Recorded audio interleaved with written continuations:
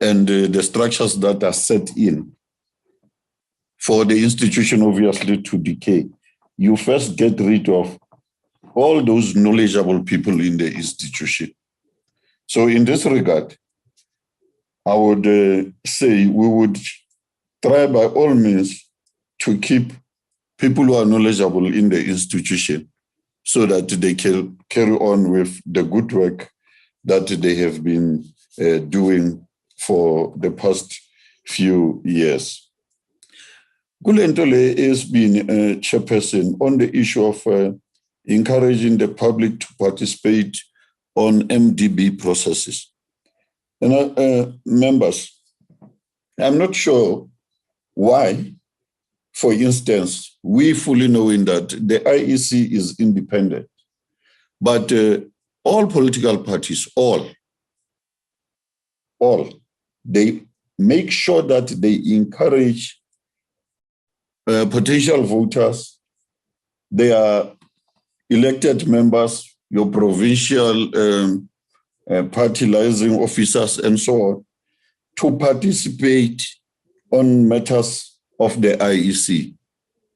And I'm trying to say, Chairperson, also here, political parties should not and they cannot be observers on matters that basically will be impacting on them and their constituencies. So every time when we make announcements that we will be having participations in certain areas and so forth, it will be appreciated, and I think it will also assist in enhancing democracy in the country. For political parties also to encourage their members to participate in those processes, as we basically are doing all the time with the IEC processes. Because if we miss it here, we obviously are impacting negatively on the fairness of our elections, simply because people would have not known much about some of the processes that led to ultimately them going to the polls. And Chairperson, on the issue that you also raised, and I think it also tallies with, again, Honorable Member Ume Kalipi. Really, Chairperson, the issue of decentralization of even provincial offices for easy access, and of course, obviously, as part of, as I am stressing in this meeting, deepening democracy by having communities understanding exactly what the processes are and what is expected of them and what inputs they need to bring on board so that they can get the results that they want is quite important. So in this regard, we will appeal to the committee to assist us in sourcing the necessary resources so that we can then be able to have provincial footprint in terms of provincial offices. That is getting now quite clear. The issue on whether, after we have again gone back to the communities, when we already have sent and submitted our ward maps to the IEC, whether it is having any value and so forth. Yes, we make it clear every time we go to those communities that we would not change the decision, of course, because these are legislated processes. But the other thing is, if we want to have smooth elections, generally speaking, of course, there will be areas where there will always be hiccups and so on. But to have smooth elections, it is proper for the constituencies, the people of the country, of course, to understand how did we come to the conclusion that we came to. As long as our communities don't understand, they are not aware, we have not even gone to explain ourselves, I think we will be doing much disservice to communities. And hence, therefore, we have to go back to some of these communities. Of course, we know there are issues there. There will be some who just want you to always be appearing simply because of, as part of electioneering processes. In some cases, a person will just say, please come and explain, but you'll find that mostly it is for the person to try to send a message to communities that, you see, I'm doing better. I'm able to call the demarcation board to come and explain to you and so forth. Those obviously are side issues, but the main thing is our constituencies, members of the public, they must at least be given an opportunity to understand how did we come to the conclusions that we came with. And I think that is quite important for us. I would then, Chairperson, if you allow the CEO and other members to be able to address some of the issues that have been raised by members. Thanks very much, my Chairperson. Thank you, Abuti Thabo. The CEO and COO, you can then respond to other matters. Thanks, Chairperson. I will invite the COO to deal with all the questions that have been asked by Honorable Teza. I'll attempt to touch on a little bit of the questions that have been raised by Honorable Mkalipi, Honorable Hurnevald, and then there is one question from Honorable Mpumza. I think I saw members of COPTA, the department. They may tell us, Kevin Naidu will talk to the issue of the stage of the amendment bill. If I may start with your question, Honorable Chair, in terms of what lessons have we learned in previous years. Firstly, when the board had a conference in 2016, there are a number of lessons that have been articulated at that time. And we responded by saying you need a program that will respond to some of the issues that were raised. And one of them was the introduction of the program around public participation and stakeholder engagement. So it was coming from that particular conference. The other matter around regionalization, where we found that we need to have a footprint in quite a number of provinces first, was also an outcome of the lessons that we have learned from the past.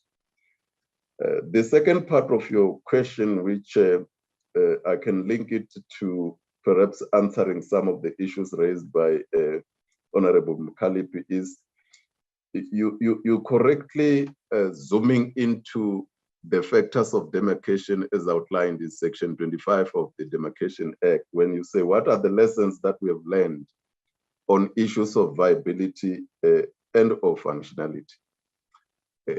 I said it is linking with what Honorable Mkalipi has been saying, because the issue of our criteria, if you look at those factors, they're around 20, they're around 12.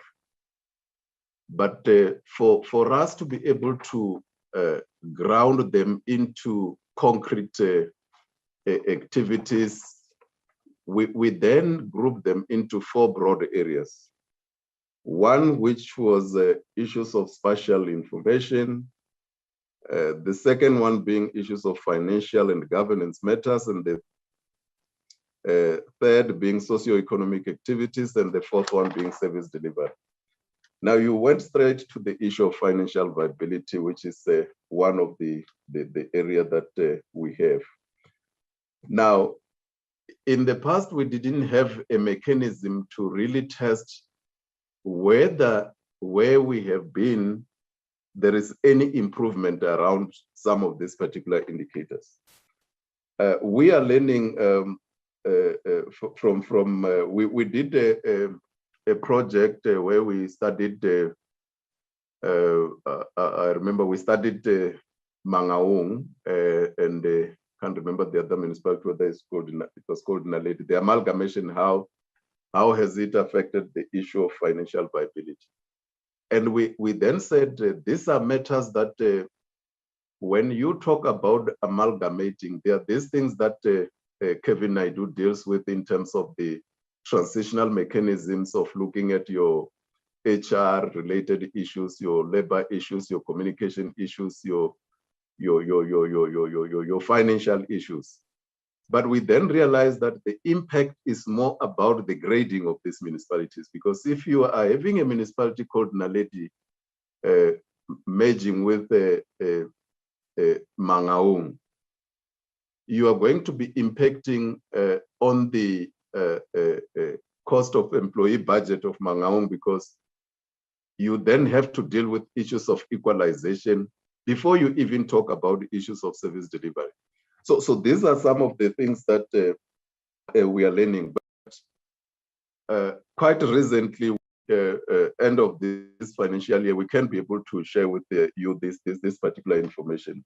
We did a report, 2 reports, where we were analyzing the impact of the impact of amalgamation on service delivery.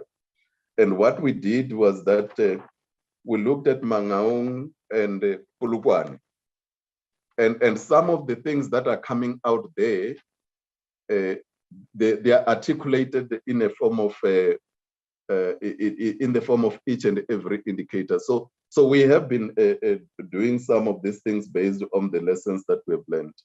Honorable Kurevald, on the issue around the research reports, we have submitted 2 after the committee secretariat requested us as part and parcel of responding to the input. I think it came through a document that comes from Parliament. We have submitted 2 reports to Sherin. We think she will be able to share with you. And the other ones that are coming now in this current financial year will be able to share with you. The question by Honorable Mkalipi around more information around the governance committees of the board. In the presentation, we are talking about those 6 committees. The committees are just to allow the board to deal with its function effectively. Governance is self-explanatory. It looks at the issues of governance and ethics of the entity. It's a requirement, especially when you are dealing with issues of King 4. The Human Capital Committee is more our REMCO. In other entities and other boards is called REMCO. It deals with HR-related matters, but also looks at the remuneration of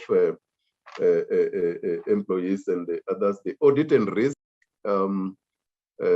This one is a committee that in all entities you will have audit and risk that looks at how we are doing in terms of our internal controls, our risk management, and whether we are responding to queries that are brought in by the Auditor General.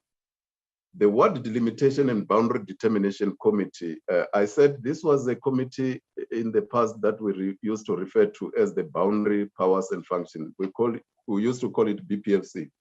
This is the main committee that before a board sits and consider the ward delimitation of the outer boundary report, this is the committee that deals with that particular aspect. The research and knowledge management is a is self-explanatory. They do research to support the Ward Delimitation and Boundary Determination Committee. The finance one, like we are saying, is newly established to look at the issues that in the past were dealt with by audit and risk. So this is the committees that we have. Then you made a number of comments relating to what is the plan, because in the articulation of what we have said in terms of what the municipalities that we have been engaging, most of them saying the kind of situation that they find themselves in is really because of the cause of because of demarcation. The issue here, Honorable Mkalipi, is that the demarcation board, when they demarcate, there are a number of triggers. I can just share with you 3. One, the board can redetermine a boundary on its own initiative. After we've made the research and done the capacity assessment, this information will tell us that there is a problem in this particular area. Then you may need to amalgamate. But we don't just amalgamate, then we look at those factors of amalgamation. Now, if it is the initiative of a board, it's easy for the board to explain itself. But then there is also an initiative of the minister and the MECs in terms of section 22.2, where the minister, after consulting the MEC, can come to the board and say, I have looked at these 2 municipalities, they've got the following problems and we want them to be amalgamated. Then the board must go and do its research around those particular municipalities and then be able to make a determination that these municipalities need to be amalgamated. Now, very important is if you look at that section 24 that forms part of the criteria, you know, there are issues of the need to share and redistribute resources, which normally in the past we'll talk about cross-subsidization.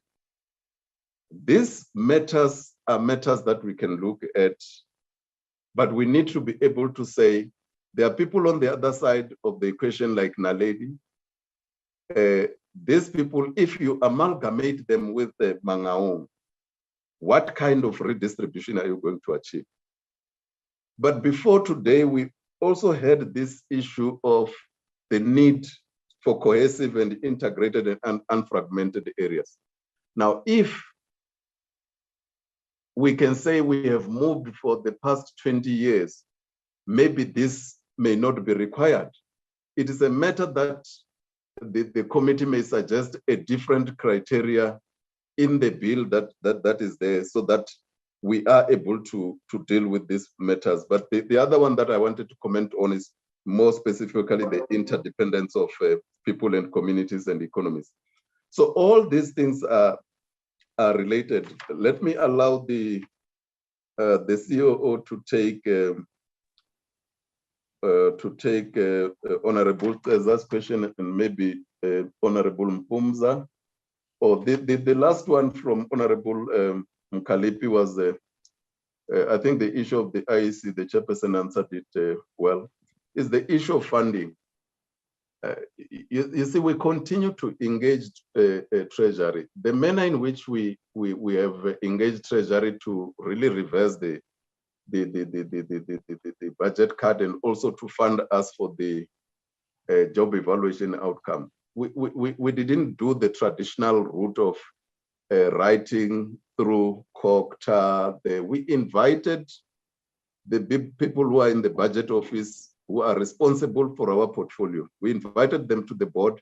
We presented everything, because when you go to Treasury in a normal functional meetings, they call them functional meetings, you will find that there are competing needs. So much so that when they go to the MINCOM board, the board is not sitting in the MINCOM board. The ministers in the budget committee will just say, no, we are funding, these are the needs, SABC needs this, SAA needs this, ESCOM needs this. And then you find that MDB has been forgotten because it is not really the time for redeterminations. Elward? Thank you very much. Thanks to the chairperson and thanks to honorable members. Yes, Honorable Keza raised a question with regards to the synopsis of the historical background as to the why local elections happened 2 years after the. I think the only information that I could provide is that it's got to do with when this current dispensation of local government actually started after the promulgation of the relevant legislation. You would know that before the current system, which started in 2000, we had the transitional arrangements in 1996. And after the promulgation, obviously, of the Structures Act, Demarcation Act, Systems Act, and subsequent to that, the MFMA and all that. Then, more especially after the Demarcation Act was proclaimed and the Structures Act, the board was appointed and commenced with the demarcation of the new municipalities, reconfigurations, and from the 843 to 200 and odd municipalities at that time. So the target was that elections for this new dispensation of local government was to be in 2000. And you will notice that I think the national and provincial elections were in 1998. So I don't think there's any specific reason except that when the new dispensation was supposed to start in 2000, obviously, prior to that, we had the national and provincial, and that kind of cycle tended to continue because constitutionally, you can't go beyond. You can't go beyond the proclaimed cycle of council.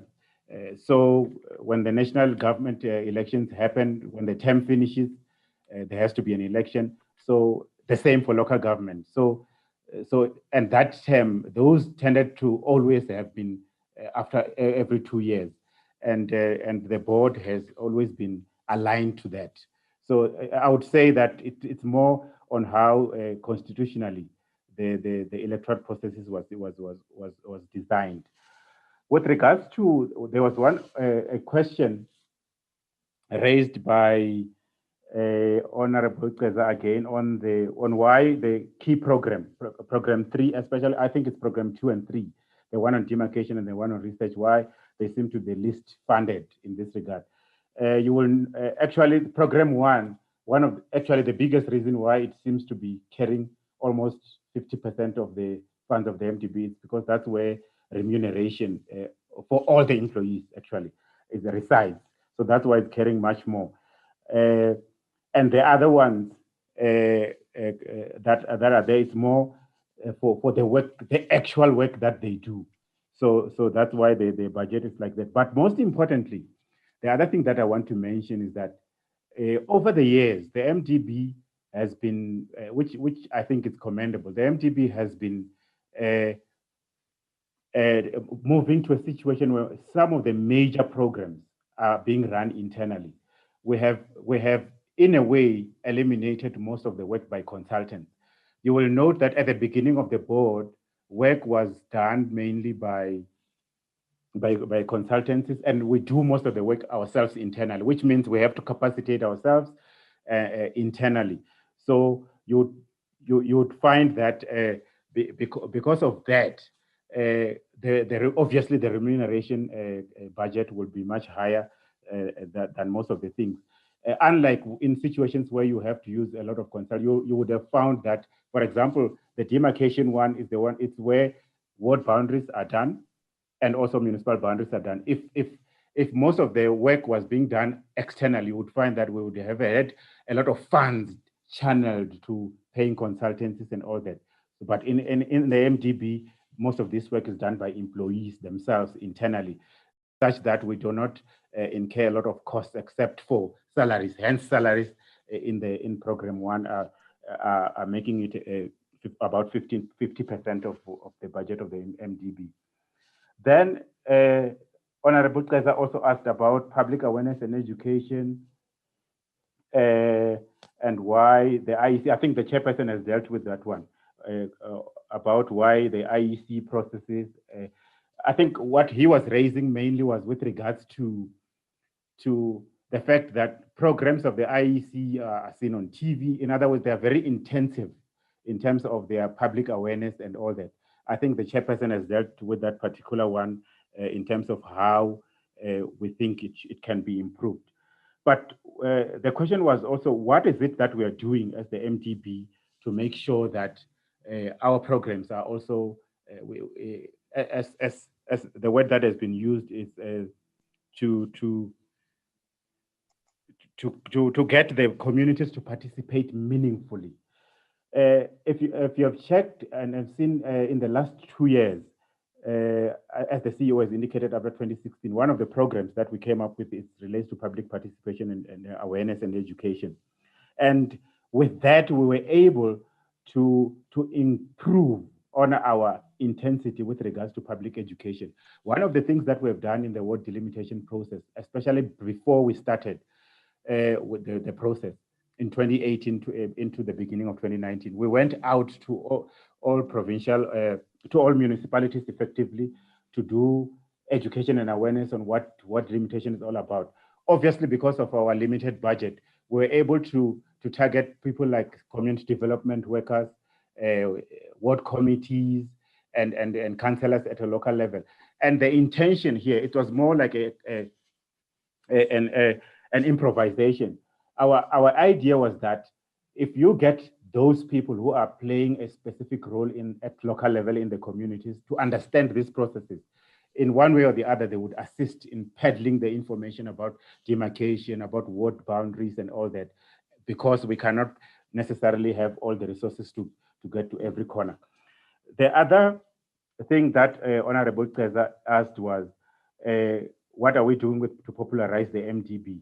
One of the things that we have recently been intensely working on is to use local newspapers and radio stations.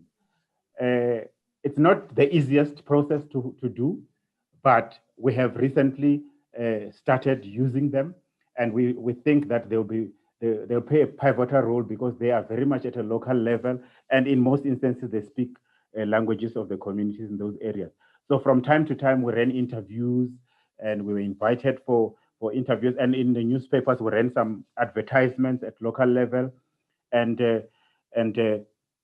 we think it's an area that we can still grow in that regard. However, if we can make sure that we garner more resources, I think we can explore the use of radio stations. But the other thing that was very advantageous in this period, especially with ward delimitation, I think the committee will get the benefit of this when we do our annual report. We have used quite extensively the SABC radio stations. The advantage with those is that most of them use the languages that people speak in most areas. And they are not cheap, but we tried to stretch ourselves as much as possible to make sure that we popularize the information about the MDB in this regard. I think I've tried to fairly cover the concerns and questions raised by Honorable Kaiser. Thank you. Thank you, Nte. Honorable Groenewald. Honorable Chair, I would have wanted maybe Kevin to just share with the committee the status of where the bill is. Okay, no, it's fine. You can share that. Then Honorable Groenewald will then speak after you. Okay, now thank you very much, Honorable Acting Chair. I see the chairperson has had a hand up for some time. I don't know if you want to take her first.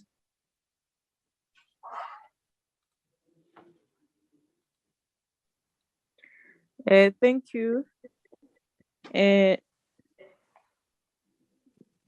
I think you can proceed, then the Okay. chair will follow after. All right. Thank you very much, Acting Chair. So, Honorable Mpunza had requested a status as to the development of the municipal demarcation bill. I think as part of the timeframes that we've been working on, the bill was published for comments towards the end of June last year for public comments for a period. We had received quite a bit of comments. We had met with stakeholders on the 4th of December and on the 9th of December last year, with quite a diverse set of stakeholders. SALGA included, the demarcation board included, represented by the COO as well as the CEO. Deliberated on a clause by clause, process, factored all of the comments that we've received, and then taken it through to the state law advisor. So it's presently with the state law advisor.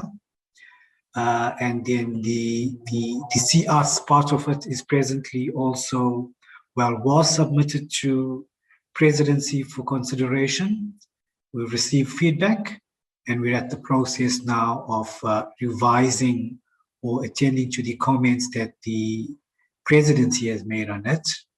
Whereafter those compliance measures or requirements would be, attended to, and then we go to the various technical structures, being the GISCIT, the Governance, State Capacity and Institutional Development Working Session, to the DG's cluster of the same name, and then to the Cabinet Committee.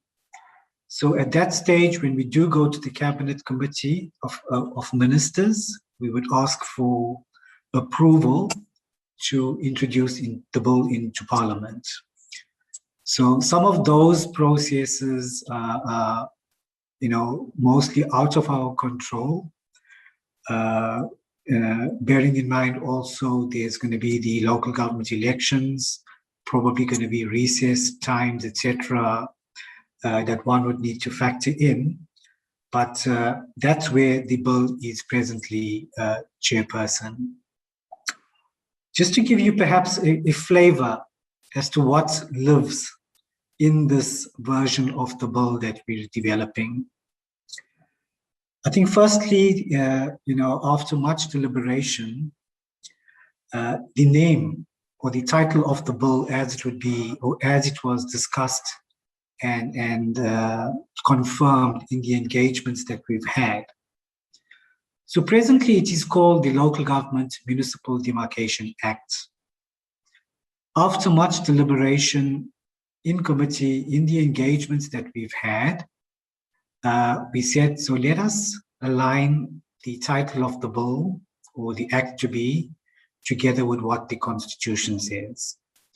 So the Constitution says in section 1553B that there needs to be an independent authority that determines boundaries in the country.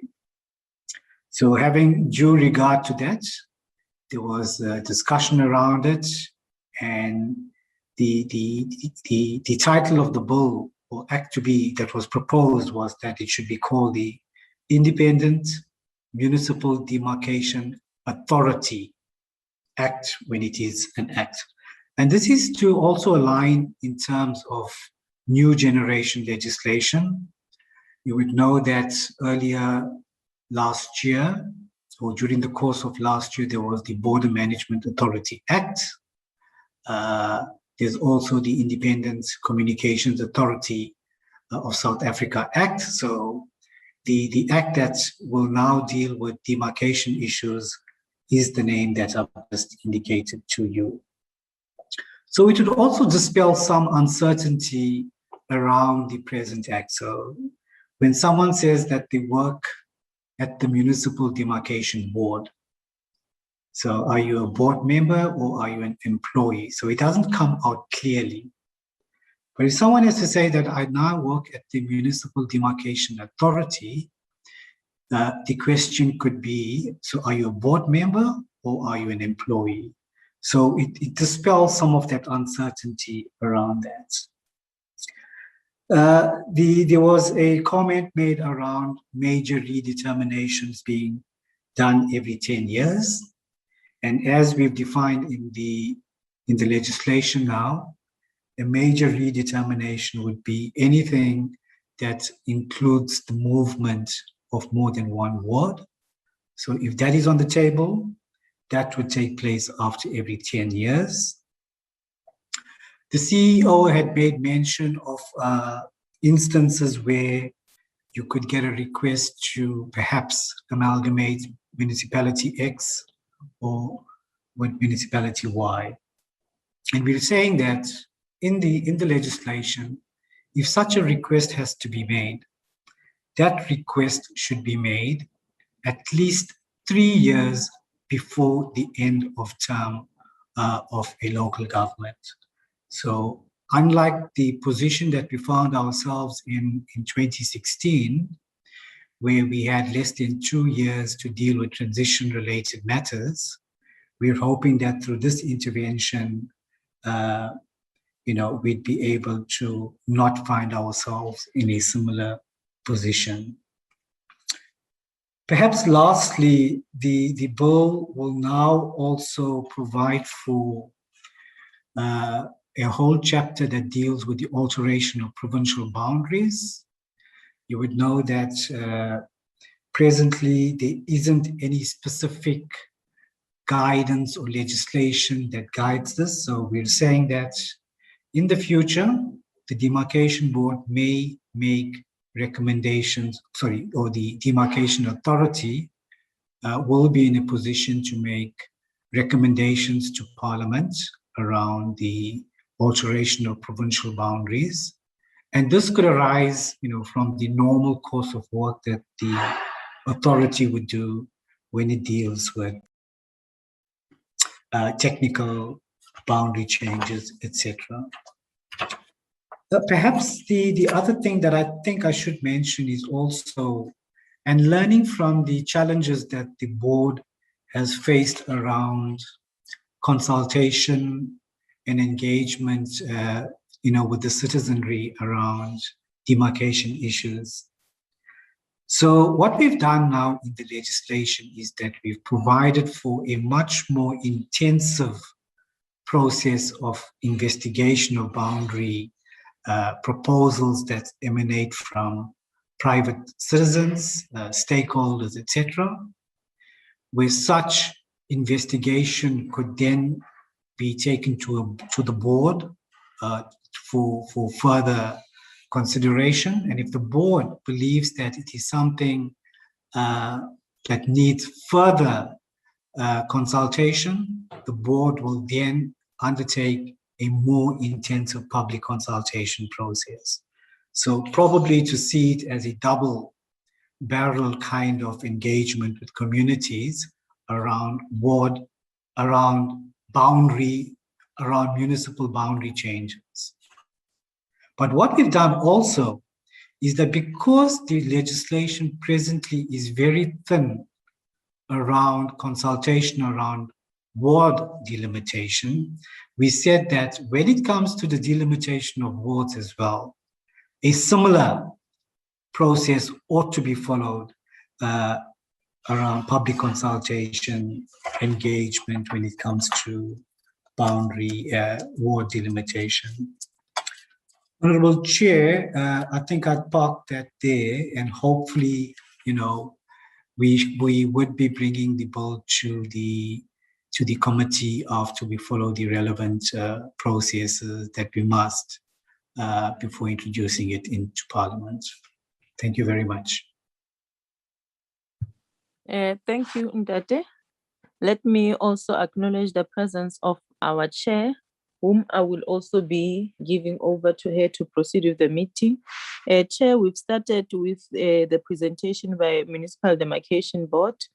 And after their presentation, then members made inputs and they also asked clarity-seeking questions. And now the MDB was responding to the questions and issues that have been raised by members. So we are now going to the second round where members have follow-ups, and we noted Honorable Hunevald, Honorable Mkalipi, and Honorable Geza, and I also been notified that you have raised your hand. So I think I can just now give you a chance to speak and also allow you to proceed with the chairing of the meeting. Thank you, Chair. Thank you, Chairperson of the session. Yes, I came in when members were asking questions. Then there were things that I felt the colleagues didn't raise that one needs to also raise. And greetings to all the colleagues who are amongst us in the meeting. I hope my apology was registered. I was out down, I think the chairperson of the demarcation board, and there was a guide will know. I was down at Amanang, somewhere towards Zimbabwe, doing constituency work.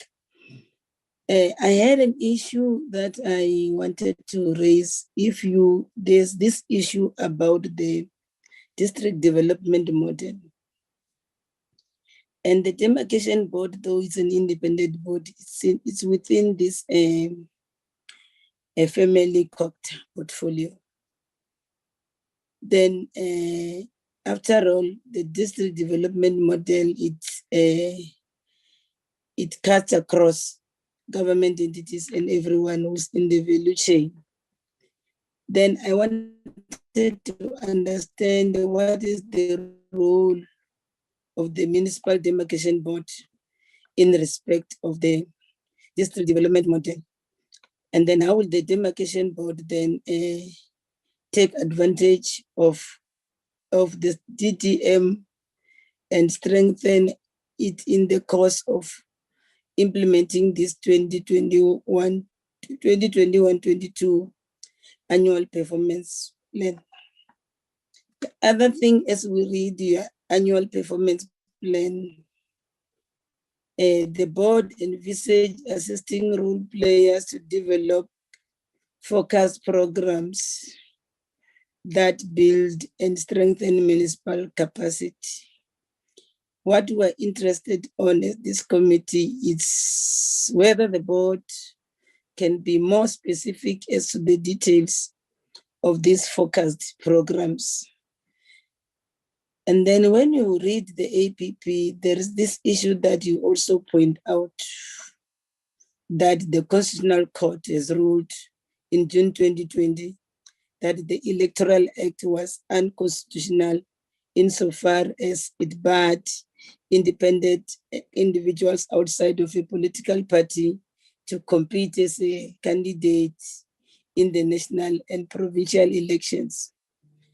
Although the implication of this act's reconfiguration on the board's work is not clear at this stage. Surely the organization will have to make a submission during the legislative review process. So the issue is whether does this consideration feature anywhere in the 2021-2022 annual performance plan, as the code is given government until June 2022, including us as parliament, before this Act's constitutionality invalidity becomes effective. So I would like to also hear what is the demarcations board view to that effect. Then you said I must take over.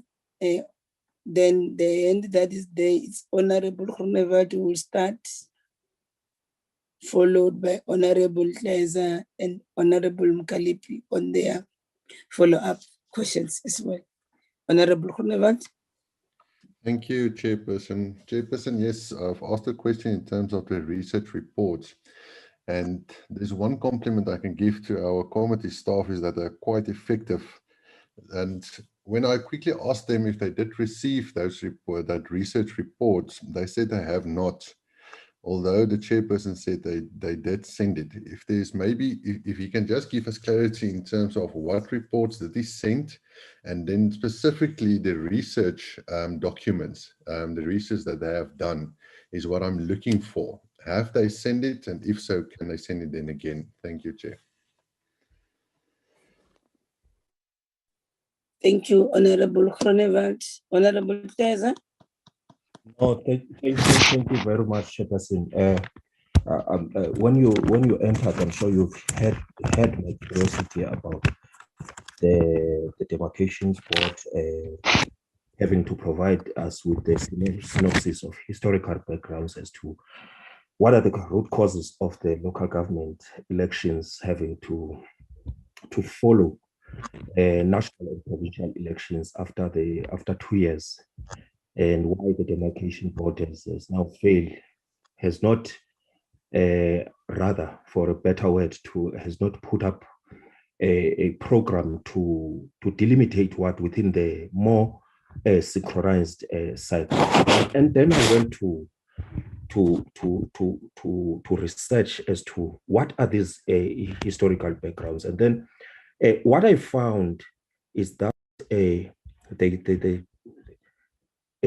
reason for local government elections did not take place in 1994 was the Local Government Transition Act also established the demarcation board, which was supposed to delimit the areas of jurisdiction of transitional council and transitional metropolitan structures, delimit the number of seats and parts in a transitional local council. And this process took much more longer than deciding and negotiating provinces. Municipal local government elections took place in November 1995, a year and 9 months after the general elections. And it went on to the following year, June 1996, because of the demarcations disputes in the Western Cape and in KwaZulu-Natal. And now I'm asking that question based on that background, that we are in the perpetual state of the elections because of that particular undertaking there, that then says that the local government, municipal local government elections took place in November 1995, a year and 9 months after the place of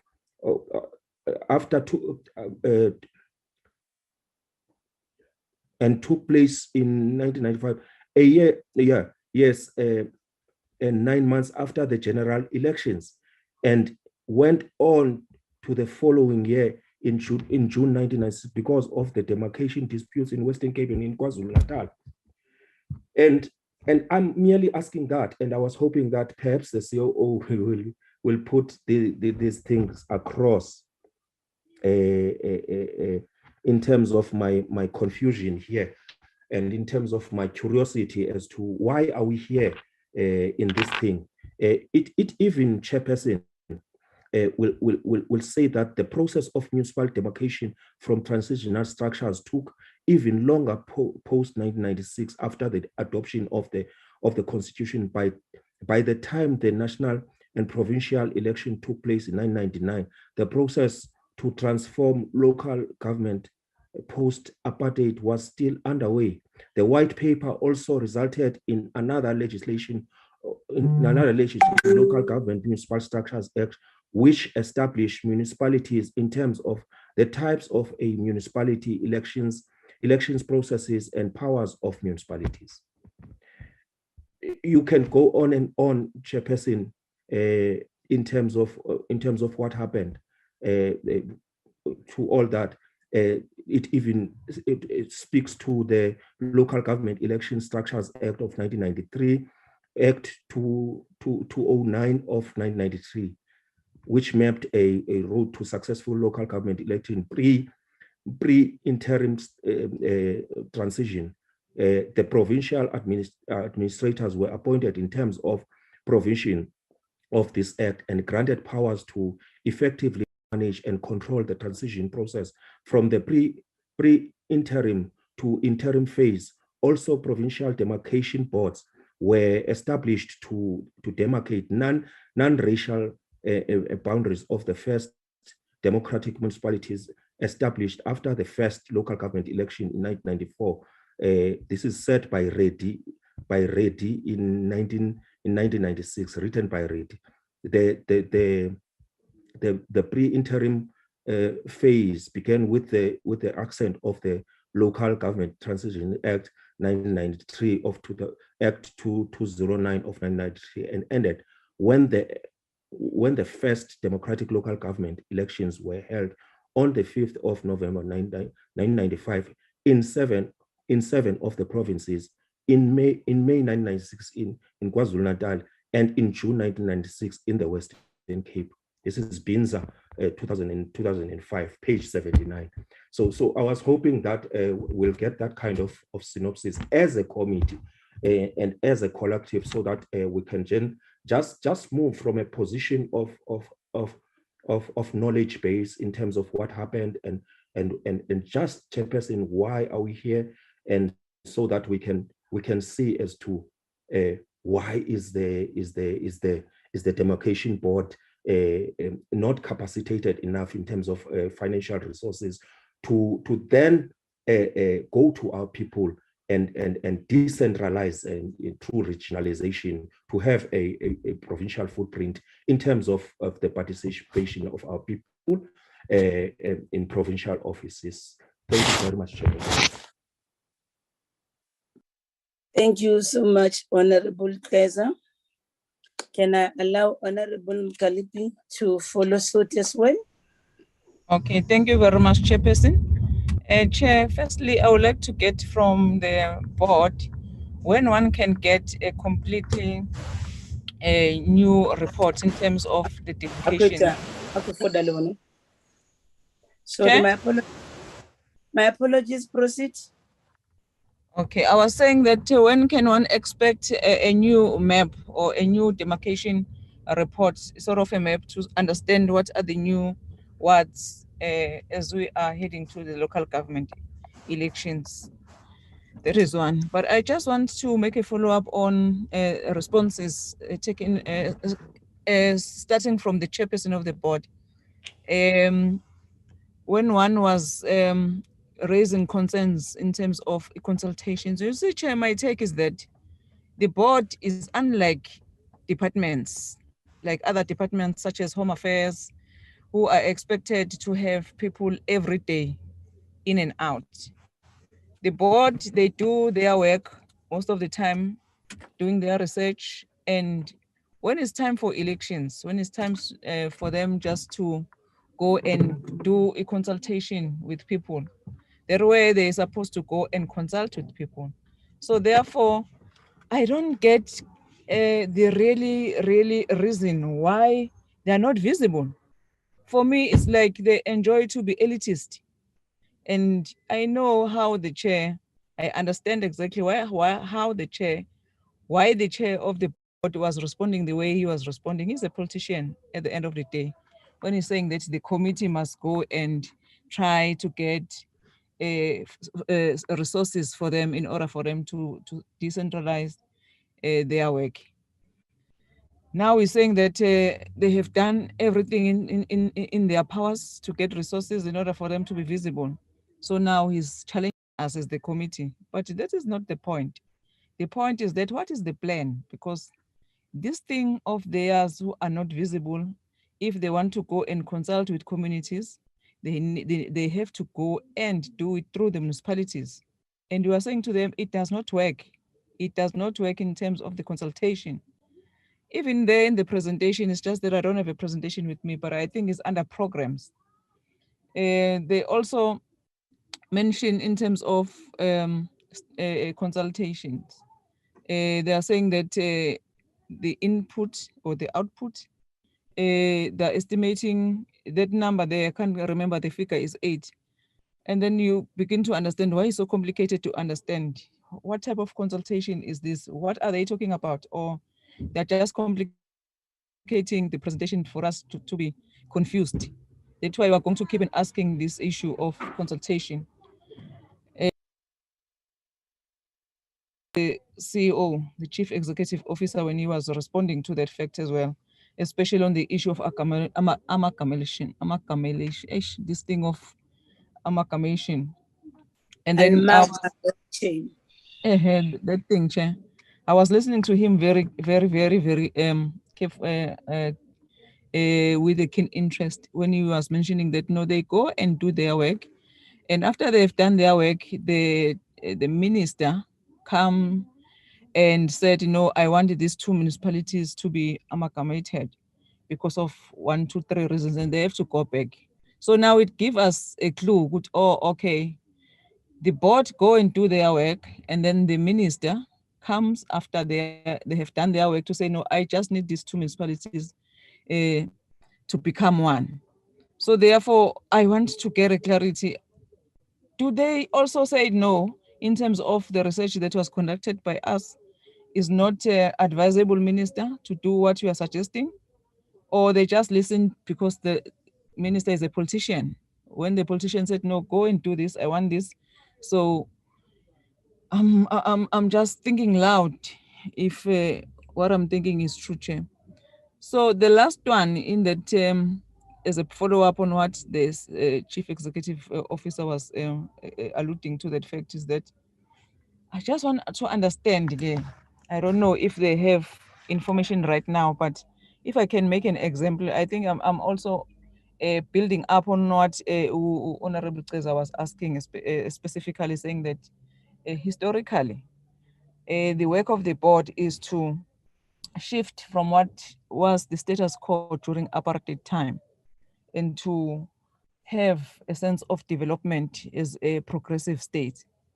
So now let me just make an example. I don't know if the CEO is going to be able to retrieve while I'm still talking in order for them to respond, but if they don't have a specific response now, I'll understand. But as people who have experience on what I'm going to ask now, they can also just respond in generalizing, because I want to understand this thing.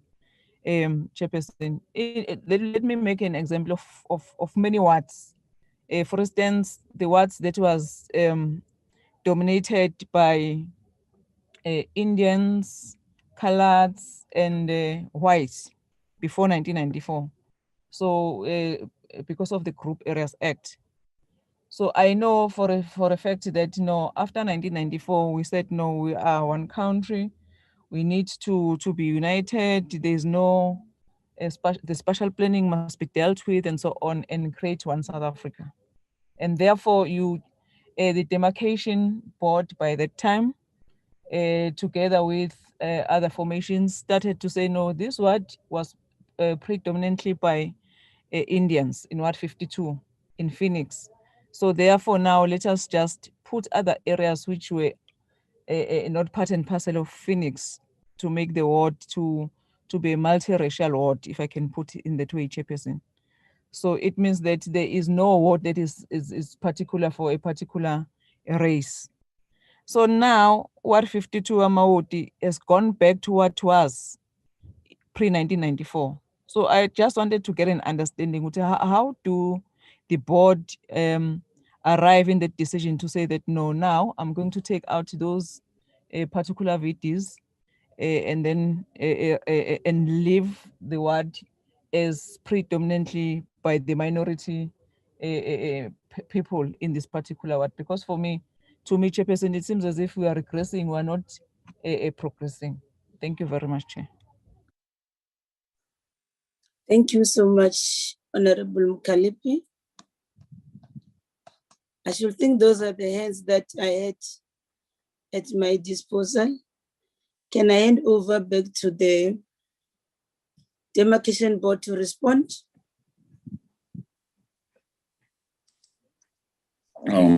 Thank you, Chairperson, and thanks again, members. And thank you very much, Honorable Mukalipi, for the praise. Members, on the matter of ensuring that at least communication is easier. I want to stress the point that it is part of the plan to have those regional offices. As long as we don't have, we will still be faced with all these challenges that members are raising. Partisan issues, issues of non-accessibility of public to the board, and so forth. So it is quite important that we do put this as part of the plan, that is having regional offices. I would like the CEO and also the deputy chair who's present here to deal with the issues that have been raised for clarification and deal with the questions that have been raised. CEO? Thank you, Chairperson. Let me start with the Honorable Mukalipi question of clarity. Just a correction, Honorable Mukalipi. When I talked about the minister in section 22.2, I was responding to the issue of saying when the board redetermine boundaries, there are triggers. One trigger, we can do it on our own based on the capacity assessment reports. I was not saying that when we have opened the process, then we also wait for the minister. If you look at section 22, it indicates that the minister, because the demarcation board puts its own program of saying our program of redetermination will happen this way. And in that space is where Honorable Mukalipi can come with an application and say, I want this ward to move from this municipality to this municipality. That is your own application. When the application comes to us, it is now becoming the property of the board. We either agree with you or we disagree with you. If we don't have more information, we go and do research about your own application. The very same thing happens with the minister, but the minister is the one that can come after if she so wishes, not that it is an open matter. It is allowed in terms of the act to say the minister, after considering what she might have considered. I can take for example, the 2015 section 22.2, when the Minister of Culture approached the board had already concluded its process. And in the approach, the minister said, in terms of my Back to Basics program, I have identified these areas that I think should be amalgamated into one. And the areas that he had identified were affecting close to 90 municipalities. But the MDB didn't do all of those. They indicated that we can do the following, and they looked at those and only amalgamated a few out of those. So I was just saying, sometimes it's an initiative of the minister as a trigger. The other trigger is the initiative of the board itself. The other trigger might be any other individual that when we open our process can bring in an application. Like right now, when we open the process after the 2021 local government elections, anybody can come with that particular application. But already, like I said, we have 44 that we have received during the ward delimitation processes. Now, the last matter where you are referring to a ward, like we are going back to where you find a ward is only composed of